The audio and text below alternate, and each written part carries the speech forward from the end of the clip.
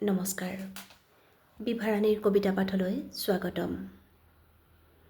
কবিতাৰ শিৰোনাম নখোৱা, চেনিৰাম গগৈ।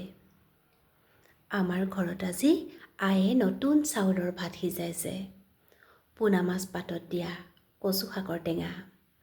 আইৰ দুখ, বহুত দিন ভোকত আছে ল'ৰা ছোৱালী, মুখৰ আগত দিবলৈ ঘৰত নাছিল এসাঁজ। আজি তেওঁ সুখী তিৰোতা, চৰুৰ তল জুই দি আজি তেওঁৰ ঘৰতে আলহী কাতিৰ কটীয়া দিন।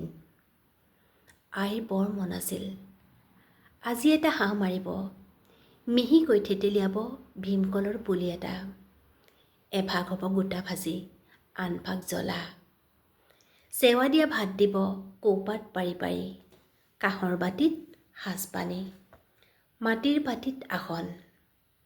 আমি জানো সেয়া আছিল ককাহঁতৰ দিনৰ দৃশ্য।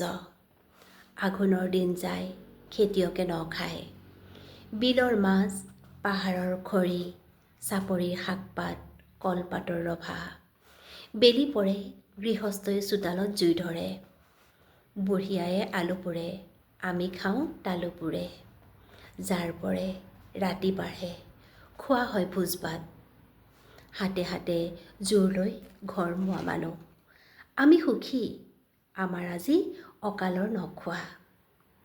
ৰ'দ নাই, কালি আয়ে খুন্দিছিল কেঁচা ধান, চাউলৰ সজ নাই গোটেইখিনি পিঠা।